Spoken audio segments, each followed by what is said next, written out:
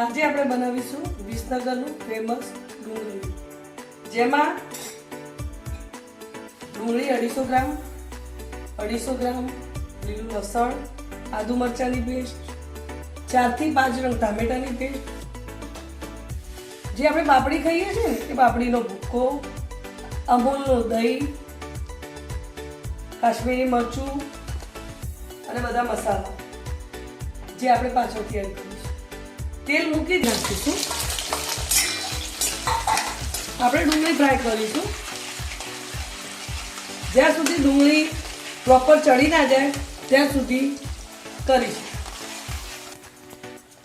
ડુંગળી નાખ્યા પછી હિંગ થોડી આ બંને નાખીશું. આ બંને આપણે બરાબર ફ્રાય કરીશું. જ્યાં સુધી ડુંગળી બ્રાઉન ના થાય ત્યાં સુધી આપણે એને ચડવા દેવાની છે. ડુંગળી આપણી પ્રોપર ચડી ગઈ છે. જુઓ, બધા જ પડ છૂટા પડી ગયા છે. જો હવે આપણે એમાં નાખીશું 250 ગ્રામ લસણ. ડુંગળીઓ બનાવો તો એક વસ્તુનું ધ્યાન રાખવાનું કે તેલ સારા એવા પ્રમાણમાં લેવાનું, કારણ કે આપણે અંદર લસણ બી એડ કરવાનું છે 250, બીજી બધી વસ્તુ પણ આવશે. એટલે મેં તમને એમ ના થાય કે લસણ કેટલું બધું બેને નાખ્યું છે, પણ લસણ વધારે નાખવાનું, તેલ વધારે નાખવાનું. આ લસણ નાખું છું હું બધું જ. આ 250 ગ્રામ લસણ પ્રોપર 250 લસણ છે.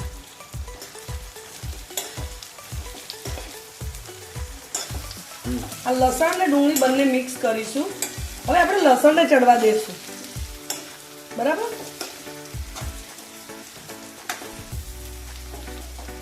લસણને કમ્પ્લીટ જ્યાં સુધી ચડી ના જાય ત્યાં સુધી આપણે હલાવતા રહીશું. હવે આપણે એમાં ટામેટાની ગ્રેવી એડ કરીશું. ટામેટું નાખ્યા પછી જ્યાં સુધી તેલ છૂટું ના પડે ત્યાં સુધી આપણે ગ્રેવીને ચડવા દઈશું.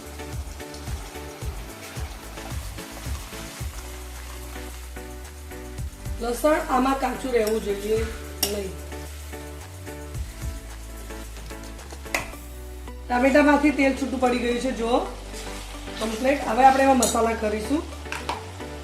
નાખીશું આદુ લસણની ગ્રેવી, આદુ મરચાંની ગ્રેવી. આદુ લસણ પાછળથી કેમ નાખ્યું છે કે જો તમે પહેલાં નાખશો ને તો એ ચોંટી જશે અને તમારું પ્રોપર જે આ બનાવવાની હોય ને એ પદ્ધતિથી નહીં થાય. હવે એમાં હળદર નાખીશું, મરચું નાખીશું. તમે જેવું તીખું ખાતા હોય એવું નાખવાનું, પણ હું એમાં 2 ચમચી કાશ્મીરી મરચું એડ કરું છું.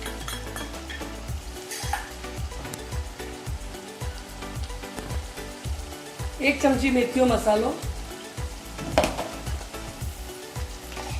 મીઠું નાખીશું સ્વાદ અનુસાર, ગરમ મસાલો અડધી ચમચી. આ બધું જ એક મસાલો મિક્સ કરવાનો. ગેસની ફ્લેમ ધીમી કરી દેવાની અને હલાવવાની.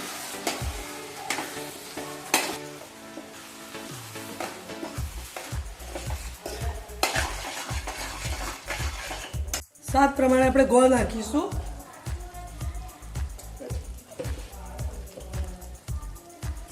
આટલો ગોળ જોઈશે, આટલો ગોળ નાખીશું આપણે. બહુ સ્વીટ નહીં બનાવવાનું, ટેસ્ટ બગડી જાય. ગોળ નાખ્યા પછી આપણે હલાવી અને જુઓ આ કમ્પ્લીટ તૈયાર થઈ ગયું છે આપણું ડુંગળીયું તૈયાર થઈ ગયું છે આપણું.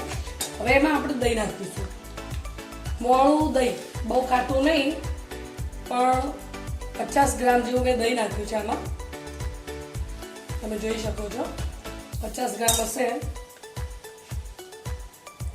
બરાબર, એ નાખ્યા પછી હલાવવાનું. પ્રોપરલી દહીં અને ગ્રેવી બંને મિક્સ થઈ જવું જોઈએ.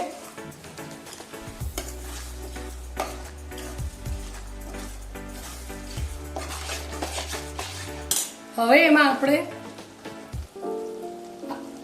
દહીં નાખ્યા પછી પાપડીનો ભૂકો, જે આપણે નોર્મલ પાપડી ખાઈએ છીએ ને, જે મૂળા પાપડી ખાઈએ એ પાપડીનો ભૂકો નાખીશું.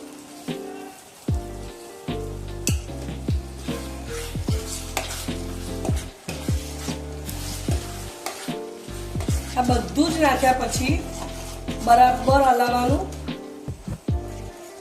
પછી પાપડી નાખવાની. પાપડી નાખી હલાવી અને થોડીક 5-1 મિનિટ અને ઢાંકી દેવાનું. આપણું ડુંગળીયું તૈયાર થઈ ગયું છે. આપણે એને સર્વિંગ કરીશું. સર્વિંગ થઈ ગયું છે આપણું ડુંગળીયું. આ બાજરીના રોટલા જોડે, પરોઠા જોડે, ભાખરી જોડે, ગમે તે જોડે તમે ખાઈ શકો છો. વિસનગરની સ્પેશિયલ વાનગી છે. દરેકની અલગ અલગ બનાવવાની મેથડ હોય છે. મેં જે મેથડથી બનાવી છે એમાં મેં મેથીઓ મસાલો ને બધું એડ કર્યું છે. એક વખત બનાવી જુઓ. ટેસ્ટ સારો લાગે તો લાઈક અને સબસ્ક્રાઈબ કરજો અને મને કોમેન્ટ કરજો કે મારું ડુંગળીયું કેવું છે.